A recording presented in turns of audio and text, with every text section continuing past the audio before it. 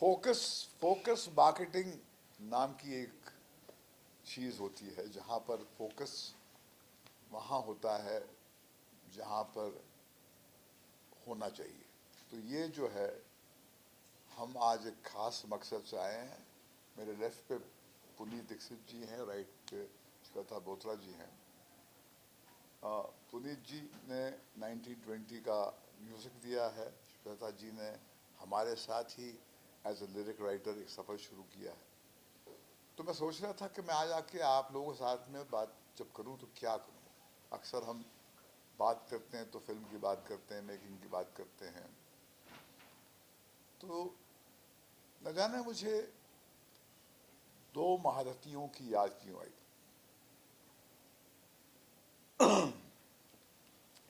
M cream Keeravani जी और आनंद बख्शी जी। Actually तीन। उससे पहले नदीम श्रवण और समीर। उसके बाद कतील शिफाई साहब और अनु मलिक। ये तीन म्यूजिक डायरेक्टर्स और लिरिक राइटर का जो एक रिश्ता था, उनकी जो जुगलबंदी होती थी, उससे वो संगीत पैदा हुआ जिसकी वजह से लोग मुझे आज जानते हैं। ऐसा नहीं कि मैंने दूसरे म्यूजिक डायरेक्टर के साथ काम नहीं किया, मगर क्योंकि ये मैं इस कॉम्बिनेशन की बात कर रहा हूँ, lyric writer and music director का एक एंड्योरिंग कॉम्बिनेशन, तो मैं अपनी बात सिर्फ इन तक सीमित रखूँगा। वैसे कौशल मुनीर जी ने भी काम किया मेरे साथ में, और बहुत सारे और लोगों ने, सईद कादरी ने किया है मेरे साथ में, मेरा दोस्त, मेरा अजीज़ दोस्त, जिसने प्रीतम के साथ में बहुत गाने लिखे थे, जिसने 2000 की शुरुआत में उसने एक अपनी किस्म की राइटिंग की थी और फिर एक नई ऊर्जा अपने राइटिंग से उसने अपने गानों में ढेली। तो मैंने कुछ ऐसा घटते हुए देखा मेरे सामने। पुनीत और श्वेता के कॉम्बिनेशन के साथ, दोनों मध्य प्रदेश के हैं। इसको आप बोलते हैं हिंदुस्तान का हार्टलैंड है। दोनों दोनों जो हैं एक नौजवान पीढ़ी को रिप्रेजेंट करते हैं। और जब मैं पहले मर्तबा पुनीत से मिला था तो मुझे याद है, एक टेलीविज़न का हम एक शो कर रहे थे, स्टार के लिए दिल जैसे धड़के धड़कने दो। तो एक खूब छोटा सा नौजवान लड़का आया था बहुत एक्साइटमेंट लेकर, संजय मासूम जी के साथ में, जो खुद एक बहुत अच्छे लिरिक राइटर भी और राइटर भी हैं। और इसने कमाल का गाना लिखा था। काश वो टेलीविज़न शो उस गाने से लॉन्च होता तो शायद उसकी जो टीआरपी जो है शुरू से कम आसमान को छूती, मगर वो ऐसा नहीं हुआ। फिर वो कोविड आ गया तो वो शो ही उसने दम तोड़ दिया। मगर जब कोई आपको अच्छा फनकार मिलता है तो वो अपनी छाप छोड़ जाता है। तो मेरी जो राइटर हैं सुनीता जी को बार बार ये लड़का याद आता था कि भैया कि अगर हमको नया संगीत चाहिए, ये कहती थी, तो नया संगीत तो नए लोगों से ही आएगा ना। अगर हम अपने ही फिर स्विमिंग पूल में फिशिंग करते रहेंगे तो कैसा होगा। ये बात सही है। अक्सर हम अपने फिर स्विमिंग पूल तो छोड़ो श्वेता, हम तो अपने बाथ टब में ही फिशिंग करते हैं। बहुत अपनी अपनी पहुंच जो है हम बहुत ही लिमिटेड कर देते हैं। फिर जब हमें इस बच्ची से मिला, विक्रम के साथ जब मैंने अपना सफ़र शुरू किया, तो ये वहाँ पर राइटिंग रूम से कनेक्टेड थी, मगर मैंने देखा था इसके अंदर स्पार्क है लफ्ज़ों को लेकर। इसके अंदर, इसके लफ्ज़ों में एक संगीत है। तो मैंने इससे कहा, बच्ची व्हाई डोंट यू राइट, तुम लिरिक्स लिखो। तो ये इसको अपने आप पे एतबार नहीं था। तो मैंने कहा क्या होगा, बुरा गाना लिखोगी तो अगर गिरते पड़ते हम भी यहाँ पर, हमने 54 ईयर्स गुजार लिए हैं, तो तुम भी गिरते पड़ते सीख ही जाओगी। अब मेरा ये मानना है, अब ये क्या होता है, कामयाब रिश्ते जो हैं बड़ी मुश्किल से जुड़ के रह पाते हैं। और ये कॉम्बिनेशन जो है मैंने देखा है, ये हमारे साथ में श्वेता की जी की जो अगली पिक्चर जो है हम बना रहे हैं हरे हरे हरे कृष्णा मीडिया टेक में, स्ट्रगलर, उसके गाने भी इन्होंने कंपोज किए हैं, लिरिक्स इन्होंने लिखी है। ये हमारे साथ बहुत ज़्यादा काम करने वाले हैं आने वाले कल में। और लेखक क्योंकि हमारे राइटिंग रूम का ये हिस्सा है, और जब कोई लिरिक राइटर आपके राइटिंग रूम से कनेक्टेड होता है तो उसकी राइटिंग में वो कथानक की गूंज होती है।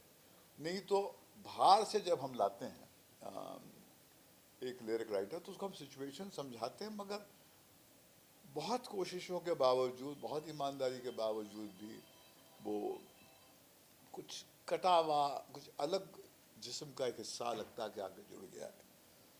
तो मेरा ये मानना है कि मैं चाहूँगा कि ये दोनों अपने इस कॉम्बिनेशन को ज़िंदा रखें। और 1920 के गाने जो हैं बहुत ही खूबसूरत गाने हैं। एक 1920 फ्रेंचाइज जो एक हॉरर फ्रेंचाइज है, जिसमें अक्सर आप ये उम्मीद करते ही नहीं है कि कुछ राइटिंग में गहराई होगी। अगर आप गाने सुने जो शायद इन्होंने आपको नहीं सुना है तो आपको महसूस होगा कि संगीत से लेकर इनकी राइटिंग में एक ऐसी गहराई है जो हमारी कहानी को एक डेप्थ देती है। नहीं तो ये हॉरर फिल्म में ऐसे गाने बड़ी मुश्किल से आते हैं, और आते हैं तो हमारी राज थी, वो भी बहुत बड़ी हिट थी, हॉरर जॉनर की फिल्म थी, मगर वो रोमांटिक सॉन्ग्स थे। तो रोमांटिक सॉन्ग का एक अपना एक मयार होता है, और वो दिल की गहराइयों तक पहुंच नहीं पाते हैं। तो मैं तो श्वेता से कहता हूं कि इसने एक लोरी जो लिखी है, जो इसने कंपोज की है, वो इतनी आउटस्टैंडिंग है जो मैं चाहूँगा कि आप उसे सुने यहाँ पर। और आप अब इनसे पूछें, क्योंकि मेरा फ़र्ज़ ये था कि एक नौजवान पीढ़ी जो आने वाले कल में टॉर्च बेरर्स होंगे, जिनके गाने आप सुनेंगे, उनसे आप रूबरू हों, उनसे बात करें, क्योंकि ये आने वाले कल में ये फ्रंट रोज में आपको मिलेंगे और यकीनन अपनी वो पहचान बनाएंगे जो बाकी great music directors and writers have created in the past. कभी इनका भी जिक्र वैसे ही होगा जैसे मैंने अभी एम करीम साहब का किया, बख्शी साहब का किया, समीर जी का किया, नदीम शबन का किया, सईद कादरी और प्रीतम का किया, और कतील शिफाई साहब अन्नू मलिक का किया। अन्नू मलिक का तो पूर्ण जीवन जन्म हुआ था फिर तेरी कहानी याद आई से। तो जब लफ्ज़ों के साथ में म्यूज़िक डायरेक्टर की रूह जुड़ जाती है तो कुछ और ही हो जाता है, और वही रहा है राज। हमारे में कोई ऐसे कुछ जादू की छड़ी नहीं होती हमारे पास। हम केवल म्यूज़िक डायरेक्टर्स की गहराई को छूते हैं, लिरिक राइटर की गहराई को छूते हैं, फिर बाकी सब चमत्कार इनका होता है। ये तो आप लोग हमको फोरग्राउंड में रखते हैं तो ये बेचारे पीछे रह जाते हैं जब तक म्यूज़िक डायरेक्टर बहुत बड़ा स्टार नहीं बन जाए। एक ज़माना था, हम बचपन में, शायद आप लोग तो कोई पैदा भी नहीं हुआ होगा, एक ओपी नैयर साहब से, वो इतने बड़े म्यूज़िक डायरेक्टर थे कि उनके होर्डिंग्स लगते थे, और वो बहुत पॉपुलर सिगरेट ब्रांड्स की को एडवर्टाइज करते थे। और बम्बई की सड़कों पे आप देखते थे कि ओपी नैयर साहब का होर्डिंग क्या है। फिर एक ज़माना था जब डिस्ट्रीब्यूटर पूछते संगीत किसका, म्यूज़िक किसका। तो वो दौर जो है कहीं पर एक डिजिटल एज में और एक रीमिक्स के ज़माने में कहीं पर हम अपनी रूह से कट गए हैं, अपनी मेलोडी से कट गए हैं। और कहीं क्योंकि ये main land, heartland of India से आए हैं, इनके कानों में भी वो गाने गूंजते हैं जिसपे ये पले हैं, बड़े हैं हमारे गाने सुनकर। मगर इनका अपना बहुत कुछ है जो ये लेके आए हैं, और वो जो उनका अपना है उसके वजह से हमारे पुराने जो जाले हैं, हमारे पे जो जंग और हमारे पे जो धूल जो है चिपकी है, हम कुछ धुल जाते हैं, कुछ साफ हो जाते हैं। और जैसे मैंने पिछली प्रेस मीटिंग में भी कहा था कि ये दौर है रिवर्स मेंटरिंग का। एक नौजवान जनरेशन के गले से आपको इस मुल्क की मौजूदा हालात से जुड़ना चाहिए. The elders have a right and their duty to guide them. मगर ये ऊर्जा इनकी है, सेंटर स्टेज इनका है, इनको राइटली वो सेंटर स्टेज मिलना चाहिए जो इनको अक्सर नहीं मिलता. और अभी हॉलीवुड में जो झगड़ा चल रहा है राइटरों का, आज I mean almost 7th week का एक उनका स्ट्राइक चल रहा है जिसको स्क्रीन एक्टर्स ने भी सपोर्ट किया है. वो यही है कि अक्सर स्पॉटलाइट जो है वहाँ पड़ती नहीं है. कोलैबोरेटिव खेल है ये जब हम मैच जीतते हैं तो केवल एक आदमी जो सेंचुरी बनाता है उसके वजह से नहीं जीतते हैं. मगर हम एक ही व्यक्ति का चेहरा या एक ही व्यक्ति को हम पूरा फोकस देते हैं. तो ये फोकस मार्केटिंग हमारी इंटेंशन थी. इसलिए अब मैंने काफ़ी कुछ बोल दिया है. अब स्पॉटलाइट इस बच्ची पे और इस बच्चे पे होगी. और बाकी जो मेरे राइटर्स हैं, अमन जी भी राइटर हैं मेरे और सुनीता जी भी है, इनसे होनी चाहिए बातचीत.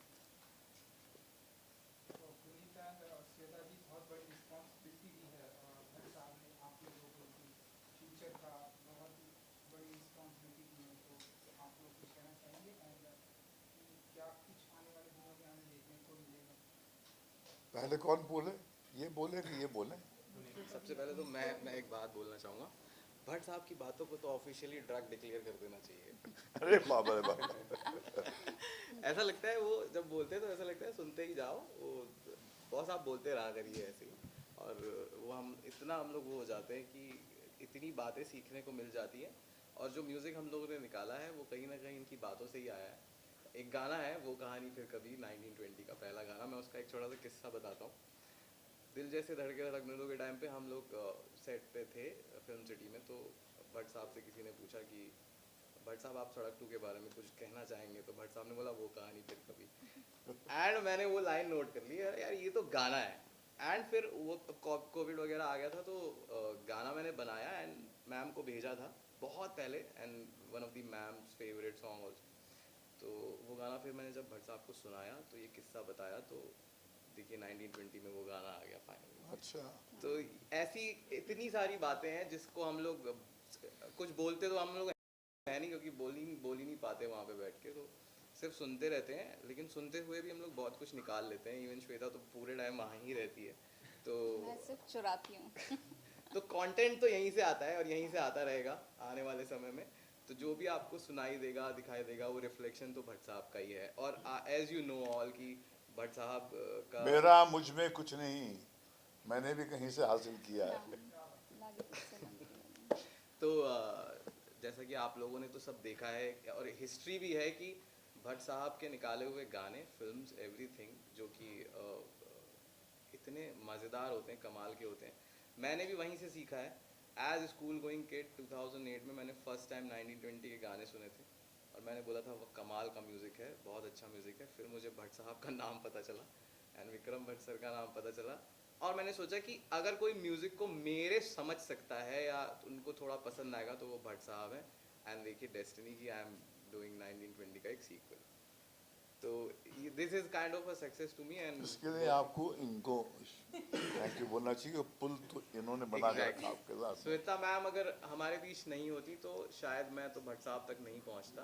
बट इनका सपोर्ट बहुत ज़्यादा रहा है एंड भट्ट साहब का तो रहा ही है. वो तो हमेशा सपोर्ट करते हैं नए लोगों को. उनके पास कोई भी आता है तो उसको काम मिलता ही है अगर वो डिज़र्व करता है तो. जिसका कोई नहीं होता उसका खुदा होता है. और इंडस्ट्री में यही खुदा है भाई बहुत लोगों के. क्या होता है कि जब हम बिल्कुल सेंटर में पहुंच जाते हैं ना इंडस्ट्री के, तो हमारा सर्कल लिमिटेड हो जाता है.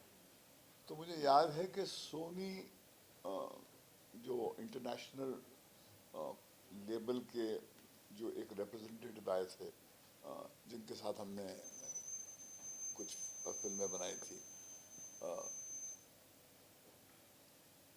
उसने एक बात कही थी कि जब हिंदुस्तान के फिल्म मेकर्स को ये बात समझ में आ जाएगी कि वो लोग जो इंडस्ट्री से कनेक्टेड नहीं हैं, जो यहाँ पर मौजूदा जो राइटर्स नहीं हैं, म्यूज़िक डायरेक्टर्स नहीं हैं, उनके साथ काम करना शुरू करेंगे तो हो सकता है कि ये जो दीवारें आपने खड़ी की है जहाँ पर सिर्फ कुछ लोग अंदर प्लेयर्स हैं बाकी बाहर हैं, तो हो सकता है कि वो ला के आपके अंदर एक नई जान फूके। तो शुरिता जो थी ये बंगाल से आई हैं, कलकत्ते से आई हैं, तो वो लिटरेरी फेस अपना वर्ल्ड से आई हैं। तो इसके पास वो आँख थी कि जब हम म्यूज़िक डायरेक्टर्स के बारे में डिस्कस कर रहे थे तो इसने हमको कहा, विक्रम को कहा कि क्यों ना हम उस लड़के को ले जिसने हमारे लिए एक गाना दिया था, मगर वो शो बंद हो गया। फिर हमने वो गाना सुनाया विक्रम को, तो विक्रम ने कहा यह वाकई ये कमाल का गाना है। और फिर वहाँ से एक शुरुआत हुई, मगर वो आँख जो है वो एक पाक आँख थी, उस पर बाजार की धूल नहीं बैठी। और इसलिए मैं कहता हूँ कि नया संगीत, नई राइटिंग, नया टैलेंट ही आके एक नई ऊर्जा लाएगा। और हमको अपनी, ये तो आजकल फॉर्चुनेटली है डिजिटल एज की वजह से आपके पास इंफॉर्मेशन, आपके पास कंटेंट दुनिया भर से आ जाता है। तो ये, मगर फिर भी जैसे मैं इसको कह रहा था, ऐसे यार मुझे समझ में नहीं आता, तो इतना टैलेंटेड आदमी है, आज के गेट कीपर्स जो हैं कोई है ही नहीं। ये मुझे याद है टिम कुक जो थे सीईओ के, अब है एप्पल के, वो जो हमारे सेट पे आए थे महबूब में, तो उन्होंने ये सब आईफोन ऐसे उठाया, उन्होंने कहा कि all that you need is this to make, distribute and consume films. This has changed the world. मैं उसकी आंखों में जो चमक थी और जिस सर्टेनिटी के साथ उसने ये सत्य का इजहार किया, मैं कभी भूल ही नहीं सकता। और ये फैक्ट मैं इससे कह रहा था, मैं इनसे कह रहा था, मैं इनको कहता हूँ कि वो गेट कीपर्स जो हैं वो खुद आउटडेटेड हो गए हैं। आज आपको ऑडियंस तक पहुंचने के लिए ब्रिज सारे मौजूद हैं आपके पास, क्योंकि आखिरकार आपको पहुंचना दर्शक तक है ना, या लिसनर तक है। तो आप, ज़रूरी नहीं है कि आप किसी एक एस्टैब्लिश्ड लेबल के दरवाजे पे जाकर घुटने टेक कर उनसे गिड़गड़ा कर कहें कि साहब मैं बहुत टैलेंटेड आदमी हूँ। भैया आप कितने भी टैलेंटेड हों, अगर मेरे पास वो आँख ही नहीं तो आप क्या करेंगे? तो आप लोग कभी कभी मुझे लगता है कि आप अंधों के शहर में आईना बेचने निकले हैं। आप दूसरों को कैसे दिखाएंगे कि आप में इतना टैलेंट है? तो मैं अक्सर ये भी कहता हूँ कि there is no lack of talent in this country, there is a lack of talent to spot talent. और यही एक बात अगर हम याद कर लें, इसकी गांठ बांध लें, तो हम अपने आप को फ्रेश और रीइन्वेंट करते रहें। But sir, but you feel that, as you said, that there is lots of content and if people are exposed to so many things like because of the internet and so on. तो कितनी अच्छी बात भी है और बुरी बात भी है, क्योंकि लोगों ने इतना कुछ देखा है, सुना है, तो everyone has become an expert also. तो ये दौर जो है एक्चुअली वो आपके हिसाब से कितना सही भी है? और देखिए जर्नलिज्म में भी ये भय जो है आया था कि साहब आजकल तो हर कोई व्यक्ति जो है जर्नलिस्ट हो गया है, मगर एक इन्फॉर्म्ड ओपिनियन होती है। एक व्यक्ति होता है जिसने तपस्या से, बहुत मेहनत से एक क्राफ्ट को मास्टर किया है।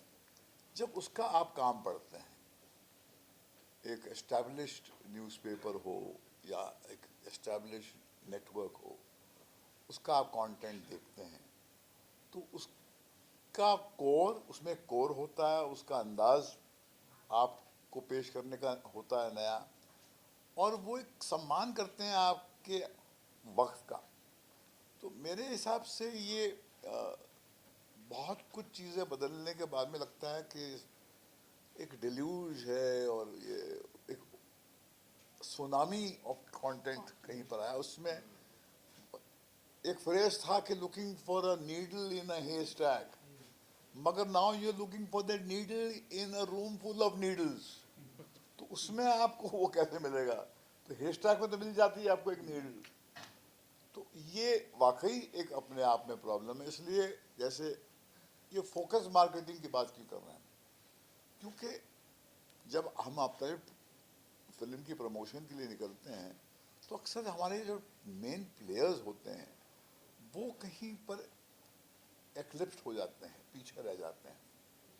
तो उनको उनका अधिकार है उनको असर्ट करने का, और हमारा फर्ज है उनको आगे पुश करने का, क्योंकि ये नहीं तो वो balance of power in a production house और इन अ फिल्म कम्युनिटी वो अनइवन होता है।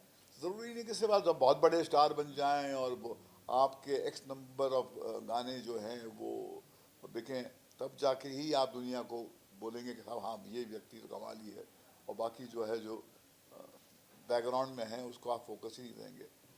सो आई पर्सनली फील कि जिससे मैं अपने राइटिंग रूम में कहता हूँ कि the story listener is far more intelligent then the story teller. कि हमारा जो सिक्योरिटी का जो लड़का था जिसने हमको यहाँ पर आते वक्त रोका और फिर हमसे वो साइन करवाया, उसमें हमसे ज़्यादा समझ है। हमने इतनी सारी फिल्में बनाई हैं, तो हम कहानी बना तो लेते हैं मगर कहानी सुनकर उसकी उस पर सही किस्म का रिस्पांस देना, सही जगह पर उंगली रखना, कहना कि साहब ये इसमें ये नहीं है, इसमें ये वीकनेस है, वो स्टोरी लिसनर में होती है। इसलिए बड़े बड़े प्रोजेक्ट्स बनते हैं, बाहर से जुड़े हुए होते हैं। हमने भी इतनी सारी फिल्में बनाई, इतनी कॉन्फिडेंस के साथ बनाई, मगर पानी नहीं मांगा उन फिल्मों ने, क्योंकि वो दर्शक के पास वो एक सोच होती है। तो मेरे ख्याल में जो कंटेंट म्यूजिक के क्षेत्र में यह है कि द लिसनर, अच्छा गाना आपके पास पहुंच ही जाता है। और ये तो मैं कहूँगा, छाती ठोक के कहूँगा, इनसे कहूँगा कि आग को किसी पीआरओ की ज़रूरत नहीं है। आग पीआर मशीनरी नहीं ढूंढता है, वो अपने आप फैलती है। तो अच्छा गाना, अच्छी फिल्म, अच्छा कंटेंट किसी भी फील्ड में हो, अच्छी किताब, वो आग की तरह फैलती है, आप रोक ही नहीं सकते। और उसका फिर असर सालों साल रहता है। जैसे एम क्रीम का गली में आज चांद निकला, तू मिले एक दिल खिले, नदीम श्रवण के गाने जो आशिकी के हैं, बहुत सारे गाने, शहीद कादरी के गाने, आवारापन बंजारापन, तो ये सारे गाने वक्त के साथ में कहीं पर पुराने ही नहीं हुए, उन पे झुर्रियाँ पड़ी ही नहीं, क्योंकि उनकी रूह जो है बहुत ही सच्ची थी, और उसमें वो हर एज पे रेलेवेंट है। मैं चाहूँगा ज़रा हमारी क्या लगता है कि आपको कि आप जो है फिल्म में भी आपने म्यूजिक की है, आप रॉकस्टार रॉकी और श्वेता, आप जो है राइटिंग की रानी बनने की राह पर निकल पड़ी? अभी ये एक्चुअली रॉकी रानी का प्रमोशन क्यों हो रहा है? हाँ वही नहीं, but he's a very sensible, he's a very sensible, he's a very sensible journalist, because he's using a contemporary idiom of today to make his point. नहीं बिल्कुल, बिकॉज आपने जो पूछा उससे मुझे, सर आपने सलीम साहब का किस्सा बताया था कि अगर आप पहाड़ की चोटी तक नहीं पहुंच सकते तो पहाड़ चढ़ना मत शुरू करो, और आप एक चोटी पे पहुंच गए उसके बाद आपको दिखेगा एक और पहाड़ है, तो ऑब्वियसली एम वहीं तक जाने का है। अभी शुरुआत है, वक्त लगेगा, उसके लिए तैयार हैं कि ओवरनाइट सक्सेस जितना जल्दी मिलता है उतना जल्दी चला भी जाता है। सफ़र लंबा है, बट हाँ वहीं तक पहुंचना है। भट्ट साहब हैं हमारे साथ तो। अरे हर फ्राइडे जो है हाँ तकदीर लिखते हैं आप लोग हमारी। सर आपसे एक क्वेश्चन है कि आज के टाइम में आपको नहीं लगता कि freedom of expression towards cinema वो चीज़ कहीं ना कहीं छीन ली गई है, क्योंकि मेकर्स एक्सेप्ट नहीं करते हैं कि अगर कोई भी क्रिटिसाइज करे या फिर एक्टर्स, आपको क्या लगता है ये लूप है कहीं ना कहीं जो सिनेमा जिस राह पे जा रहा है? सवाल समझ ही नहीं पाया आपका। कि आज के टाइम में जो फ्रीडम ऑफ एक्सप्रेशन है सिनेमा को लेकर के, कि आप अपनी क्रिटिसाइज नहीं कर सकते हो इन फ्रंट ऑफ मेकर्स या फिर एक्टर्स, एक्सेप्ट नहीं करते उस चीज़ को मोस्टली। मुझे तो लगता है कि आज का वक्त जो है ज़्यादा ब्रूटल है। हाँ, बहुत आज ज़्यादा के brutal दौर थी। में to be a content creator, to be an actor, आपके पास गुर्दा चाहिए, क्योंकि पहले तो वर्ड ऑफ माउथ से स्प्रेड होता था, तो आहिस्ता आहिस्ता होता था। आज तो फिल्म आपकी लगने से पहले पहले शो से आपकी ऑबिचुरी जो है लोग लिखने के लिए तैयार होते हैं। कुछ लोगों को सुख दूसरों को दुख देखकर ही मिलता है, और ये इस पेशे की ये एक सच्चाई है कि जिसके पास एक ग्लैडिएटर स्पोर्ट कहते थे ना, कि जहाँ पर वो एरिना में लोग बैठते थे, फिर एक आदमी आता था और फिर शेर आते थे और फिर आपको लड़ना पड़ता था, और बाकी सब चीखते थे, चल ताली बजाते थे, अच्छा है काटो मारो। तो कुछ हर फ्राइडे जब हमारी फिल्में लगती हैं तो ग्लैडिएटर स्पोर्ट ही समझिए, क्योंकि किसी को उसको जलील करना वो भी एंटरटेनमेंट का हिस्सा हो गया है सब कुछ। और जो इस असलियत से मुंह फेरता है वो कंटेम्प्रेरी दौर में जी ही नहीं पाएगा। ये आप मीठा मीठा हाँ हाँ कड़वा कड़वा थू थू ये नहीं चलेगा। दोनों सच्चाई है, और जो इसको इसके साथ जी सकते हैं वो जिएंगे, जो नहीं जी सकते छोड़ जाते हैं, थक जाते हैं, बर्दाश्त नहीं होता है। एक हॉरर फिल्म में म्यूजिक देना स्कोप आई नो कितना होता है नहीं होता है इट्स अ चैलेंज मैं चाहूँगा कि सवाल पूछा जाए इनसे, नहीं तो मैं वहाँ पीछे जाके बैठ जाऊँगा बिल्कुल। हाँ? मैं पुनीत और नहीं, हाँ। श्वेता से ही जानना चाहती है एक फ्रेंचाइज थी जब 1920 में वाज अ वेरी सक्सेसफुल और हर चीज उसमें बहुत ही अच्छी थी music wise was so good responsibility थी करनी again from your side from your point of view एक हॉरर फिल्म में म्यूजिक देना how difficult task of course थोड़ा सा डिफिकल्ट तो है, बट ऐसा भी नहीं है कि बहुत ज़्यादा परेशानी हुई या प्रॉब्लम आती है सामने। म्यूज़िक है, उसमें आपको हॉरर क्रिएट करना है, दैट डजंट मैटर। बट हाँ, ये बात भी है कि हमने काफ़ी गाने बनाए इसके लिए, एंड काफ़ी मतलब काफ़ी गाने बनाए हमने, मतलब इतना 10 उसमें से 12 सिलेक्ट हुए हमारे ये कुछ गाने जो हमें लगता है कि यार ये this will work, these songs will work. Challenging मुझे लगता है राइटिंग वाइज ज़्यादा था, क्योंकि पहले तो रिस्पॉन्सिबिलिटी इन्हीं के पास आती थी, क्योंकि ये वहाँ पे ही रहती हैं। तो सबसे पहले सिचुएशन इन्हें पता चलती थी, मैं अपना मन बना लेता था कि ये पहले लिख के देंगे उसके बाद मैं काम करूँगा। Because I feel as composer कि इफ़ आई सी राइटिंग अगर बहुत सही है गाने की, तो मुझे नहीं लगता कि गाना बनने में ज़्यादा टाइम ये लगेगा। बात बिल्कुल सही गई। कैफी साहब गाना लिखते थे, जगजीत आता था, अर्थ के गाने, अर्थ के 3 गाने जो हैं वो बिल्कुल इमॉर्टल गाने हैं। और वो हम लोग उनकी उसकी छोटी सी फिएट होती थी, पीछे से वो हारमोनियम हारमोनियम। निकालते थे, उसको लेकर उनके कैफी साहब के लॉन में आते थे। वो कैफी साहब आते थे और वो बहुत ही झिझकते हुए, बहुत ही नर्वसली अपना कलाम सुनाते थे जो सिचुएशन पे है। और जब फिर मेरी तरफ देखते थे, और मैं क्या उम्र में बहुत कम था, मैं 33-34 जब बात बनी थी, तो मैंने कहा कि बहुत अच्छा समझ में आ गया तेरे को तो कहते थे वो। और फिर वो जगजीत वहीं पर बनाता था धुन। और एग्जैक्टली ये बात जगजीत ने भी कही थी जो आप कह रहे हैं, कि मरहूम जगजीत जो है, जिसके गाने आज भी आप सुनते हैं, कि अच्छा गाना जो है अपनी धुन जो है साथ में लेके आता है। वो लफ्ज़ अलग थे, लतीफ़ शिफाई साहब भी ऐसे कहते थे, मगर बख्शी साहब भी कुछ ऐसे ही कहते थे। तो ये सही कह रहे हैं कि वो जब अच्छी राइटिंग होती है तो धुन कहीं पर उसकी कोख में ही छुपी होती है। हाँ, एक्चुअली लोरी पुनीत ने आई थिंक 2 दिन में बना दी थी। मैंने लिख के भेजा था और आफ्टर फ्यू मिनट्स उसने गुनगुना के भेज दिया था। बिकॉज मैंने कहा ना कि अगर किसी कंपोजर को राइटिंग की समझ है तो उसको धुन बनाने में ज़्यादा वक्त नहीं लगता, बिकॉज वो जानता है कि राइटिंग में क्या सोच के उसको लिखा हुआ होगा। तो वो अगर आप वो स्कैन करना जानते हैं तो मुझे नहीं लगता कंपोजिंग में कोई प्रॉब्लम आती। बट श्वेता ने बहुत अच्छा लिखा है एंड 2-3 तो लिखे थे हमने वर्जन, हर गाने के 2-3 वर्जन तो लिखे बहुत थे। सारे। अभी लोरी आई नहीं है, जिस लोरी की हम बात कर रहे हैं वो श्रेया जी ने गाया है एंड अभी हाँ। आज या आज कल में आज हो रिलीज जाएगा। होगी। तो आप सुनिएगा, वो बहुत ही कमाल की लोरी है एंड मैं आपको बताना चाहूँगा बॉलीवुड की पहली हॉन्टेड लोरी है ये।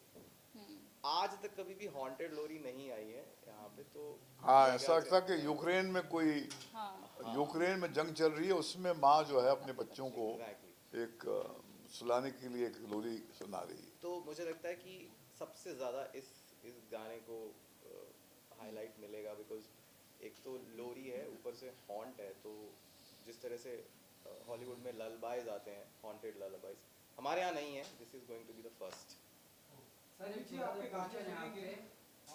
मैं जवाब नहीं दूंगा, पहले आप बच्ची से पूछिए। नहीं, मैं बच्ची से बात कीजिए। नहीं, पहले बच्ची से बात कीजिए, मैं नहीं बात करूँगा। मैं बात ही नहीं करूँगा, मैं बात करूँगा ही नहीं जब तक आप मेरे सामने मेरे बच्चों का अपमान नहीं कर सकते। ये फोकस मार्केटिंग है, ये मंच इनका है। आप पहले इनसे पूछिए। नहीं, उनसे पूछिए ना, आप वहाँ देखिए ना, तो मुझसे क्यों देख रहे हैं? मैं तो छोटा सा आपका क्वेश्चन है, हाँ। जो यंग जनरेशन है, यूथ है, जो भी चीज़ आपने अभी प्रोजेक्ट तैयार किया है, उसमें आप क्या उनको मैसेज देना चाहते हैं? मतलब एक चीज़ मुझे लगती है कि यंग जनरेशन ना ऑलरेडी बहुत इंटेलिजेंट और स्मार्ट लोग हैं, तो मैसेजिंग की तो मुझे नहीं लगता कोई ज़रूरत है। वो लोग, उन्हें पता है कि क्या अच्छा है क्या नहीं है। एक हम सोच लेते हैं कि यार इन्हें यही पसंद आ रहा है तो हम वही सर्व करते रहते हैं, वैसा नहीं है। उनका लगता है मुझे टेस्ट हम लोगों से भी ज़्यादा है, वो ग्लोबल सुन रहे हैं, अच्छा बुरा सब सुन रहे हैं। तो मैसेजिंग तो ऐसा कुछ नहीं है, बट एक होप है कि उन्हें पसंद आएगा, उस तरीके से लिखा गया है। साहब, सवाल, आपकी फिल्म अब रिलीज हो जाएगी, थिएटर में आएगी, लेकिन इन दिनों और एक फिल्म आई है, बहुत ही चर्चा में है, क्योंकि आप हैं तो आपसे सवाल लोग पूछेंगे, आप जहाँ भी जाएंगे। मैं नहीं पूछूंगा तो कोई और पूछेगा। आदिपुरुष तो बहुत चर्चा चल रही है। पुनीत दीक्षित कमाल का म्यूजिक डायरेक्टर है, श्वेता जो हैं कमाल की राइटर हैं, दोनों मध्य प्रदेश से आए हैं। इन्होंने मेरे फिल्म में एक नई जान फूंकी है। आपने ना इसके और पहले मैं सवाल इसका पूछा था आभारी कि हूं। आगे आप लोग क्या करने वाले हो, तो एक स्ट्रगलर फिल्म है जो इन्होंने लिखी है, यही डायरेक्ट करने वाली है। तो मैं और पुनीत ही उसमें म्यूजिक देंगे। ये आपका पहले सवाल था तो आई थिंक जवाब नहीं है। श्वेता, कभी ऐसा हुआ कि राइटिंग में आपने की वो हाँ। सर को आपने दिखाया तो सर ने कहा कि नहीं कुछ लफ्ज ऐसे नहीं ऐसे कर हर दो, बार अगर होता कोई है। किस्सा अगर आप लव्स के साथ सर नहीं, वो लव्स के साथ छेड़छाड़ नहीं, बट हाँ फीलिंग के लिए कि थॉट कि ये हो सकता है और बेटर। तो मैंने बोला ना कि मैं तो चोर हूँ, मतलब उसमें कोई वो नहीं। बॉस मुझे बताते थे सिचुएशन, हम लोग डिस्कस करते थे और उन्हीं के कहे को मैं लिख देती थी। साहब, अच्छा, आपने देखी तो होगी फिल्म आदिपुरुष? अगर नहीं देखी। नहीं देखी। अभी गाना सुनाएंगे जरूर, इसी के लिए हम आए हैं। नहीं, मैं भट्ट साहब ने नहीं भाई। देखी है, नहीं देखी। नहीं देखी ना, मैंने देखी ना, भट्ट साहब ने देखी ना, इन्होंने देखी ना, इन्होंने किसी ने नहीं देखी। बिकॉज नहीं देखी यार। अभी हम लोग अपनी फिल्म में बहुत बिजी हैं यार, 1920 में यार। देखेंगे बार-बार बना के 1920 देखने जाएंगे। हाँ, देखेंगे। भट्ट साहब, पहले बहुत अब चेंज हो गए, बहुत सारे हर मुद्दों का जवाब देते थे, लेकिन अब नहीं, भट्ट साहब आज यहाँ पे किसी दूसरे मुद्दे को लेके आए हैं तो उसी का जवाब देंगे। अरे सुनाएंगे उसी अरे गाना नहीं, सुनिए हम अगर यार। गाना सुना देंगे तो शायद आप लोग सवाल पूछ पाएंगे। अभी अगर आप लोगों ने नहीं सुने हो तो बेटर है कि गाना। अरे मैं अच्छा, सुना हुआ है। क्या बॉस, वो बहुत चिल्लाते हैं, मैं गाना गाता हूँ तो क्यों, साउंड बॉक्स भी है ना, साउंड बॉक्स था ना। इसने एक बहुत बड़ा साउंड बॉक्स लेके आए यहाँ पे। मुझे लगा कि गाना मुझे भी उसी के लिए लगा था। गाना सुनाओ। बॉस गाना सुनाने बोल रहे हैं। बिल्कुल सुनाओ ना, गा के सुनाएगा कि कौन सा सुनाएगा? सुनाओगे? कौन सा? वो कहानी सुना देता हूँ। हाँ, नहीं, वो लोरी कौन सुनाएगा? श्रेया की आवाज में होते हैं। मेरे पास है उसकी हाँ बॉस, उसका दिखा क्लिप दो, है। दिखा दो बॉस, कैसे दिखाओगे? फोन पे। नहीं, कहाँ देखेंगे? ठीक है, मैं गाना सुना देता हूँ। हमारी फिल्म का जो मैं जिस गाने के बारे में बात कर रहा था, वो कहानी फिर कभी, मैं उसका अंतरा सुनाता हूँ आपको। बड़ा प्यारा अंतरा लिखा है श्वेता ने। कैसी काली रात थी जिसने सब कुछ मेरा छीन लिया है, जिसको बुना था हाथों से अपने, रिश्ता वो पल में टूट गया है। होगा सवेरा फिर से वहीं वो कहानी फिर कभी, अब हम मिलेंगे ना कहीं, वो कहानी फिर कभी। ये जो धुन है वो कहानी क्या बात, फिर बहुत कभी, बहुत ये सारा तो है। उसी समय आ गई थी जब मैंने भट्ट साहब के मुंह से ये लाइन सुनी थी। तो जैसा कि भट्ट साहब ने कहा ना कि गाना अगर सही सेट है तो वो अपने आप धुन लेके आता है, उसी की सोल वहीं पे होती है एंड देन वो हमें मिल जाता है। बट साहब हम तो चाहेंगे कि आप डायरेक्शन करते थे, तो कोई प्लान है कुछ वो जो श्वेता बोत्रा जी जो है ना, इंदौर से आई हैं, इंदौर से आई हैं, इंदौर से आई हैं।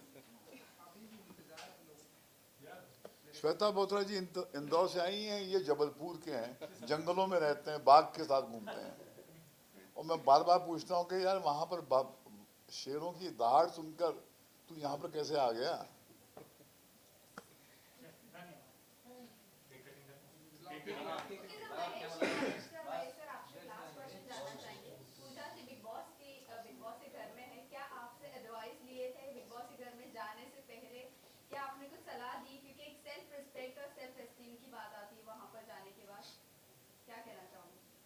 जैसे एमएम क्रीम और आनंद बख्शी साहब का जिक्र किया, जैसे समीर और नदीम श्रवण का मैंने जिक्र किया, आने वाले कल में लोग पुनीत दीक्षित और श्वेता बोत्रा का जिक्र करेंगे।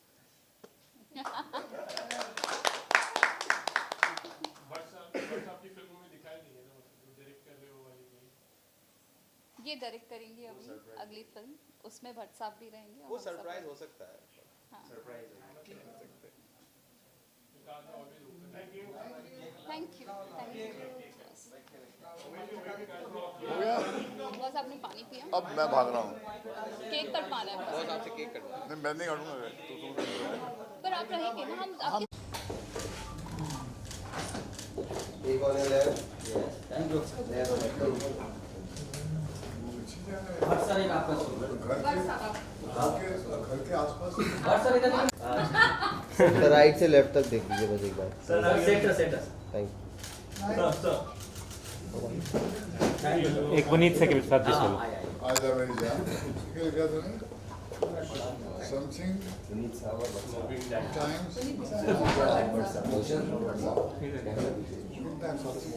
हाँ सर इधर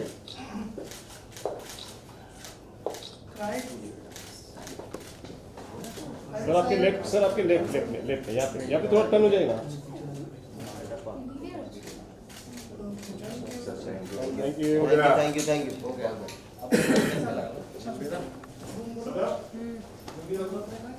वो बोल रहे थे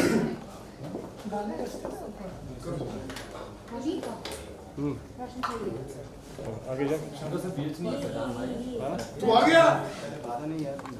वो कहाँ है मेरा?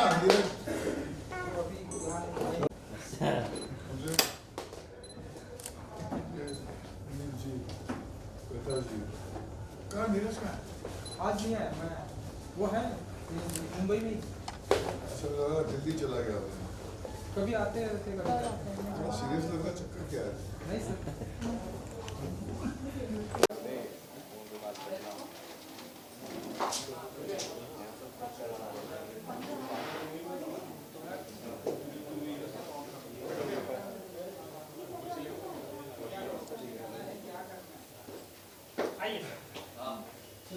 चल भाई आ जाओ। कब Shrita? Aman? Shweta Aman please come.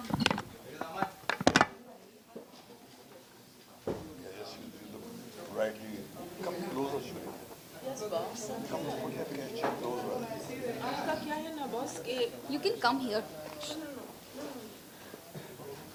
This is good Sure. Completed. You need pillow or something? No, I don't need it. Everything.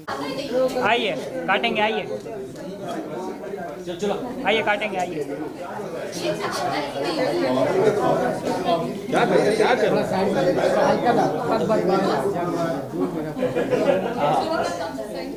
काटिए but साहब सर बैठ के काट बैठ के काट दो आराम से बैठ हाँ हाँ हाँ एकदम आइए आइए काटो हैप्पी बर्थडे अरे बर्थडे नहीं है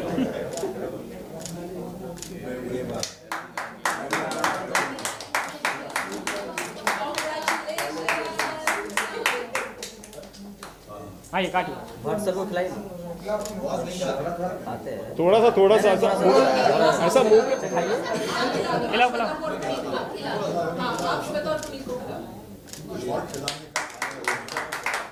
वो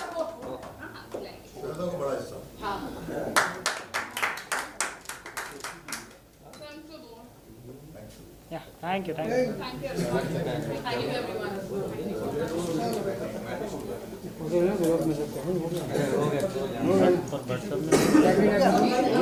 भाई क्या बाजू बाजू वन टू वन अपना अपना बुमला तू बाजू तो ये तो और भाई बेटा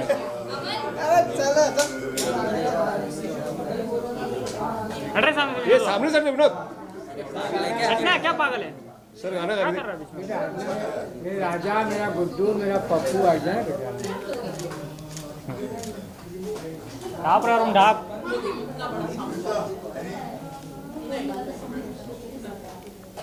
बड़ा लेट डाउन नहीं है घुसो घुसो सवाल जवाब तुम घुसोगे मैं मत हाँ जी